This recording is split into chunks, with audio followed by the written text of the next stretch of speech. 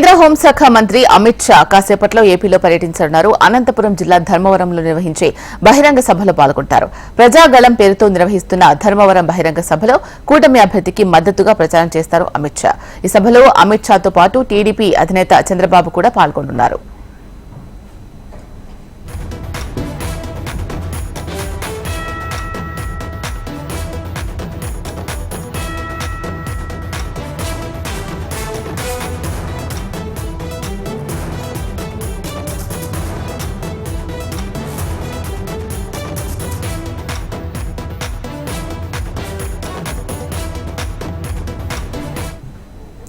కేంద్ర హోంశాఖ మంత్రి అమిత్ షా కాసేపట్లో ఏపీలో పర్యటించనున్నారు. అనంతపురం జిల్లా ధర్మవరంలో నిర్వహించే బహిరంగ సభలో పాల్గొంటారు. ప్రజాగళం పేరుతో నిర్వహిస్తున్న ధర్మవరం బహిరంగ సభలో కూటమి అభ్యర్థికి మద్దతుగా ప్రచారం చేస్తారు అమిత్ షా.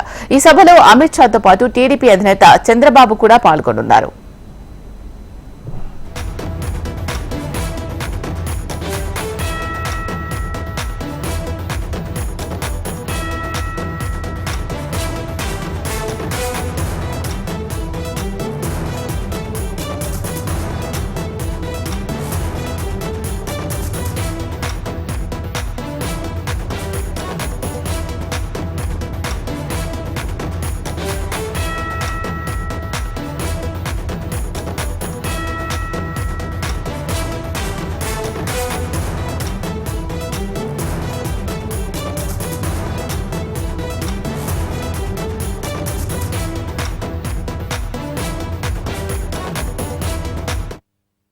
కేంద్ర హోంశాఖ మంత్రి అమిత్ షా కాసేపట్లో ఏపీలో పర్యటించనున్నారు. అనంతపురం జిల్లా ధర్మవరంలో నిర్వహించే బహిరంగ సభలో పాల్గొంటారు.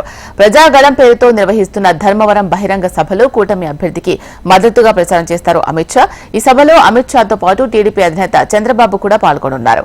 ఇక దీనికి సంబంధించి మరిన్ని అప్డేట్స్ మా ప్రతినిధి ప్రవీణ్ అందిస్తారు. ప్రవీణ్, చెప్పండి అప్డేట్స్.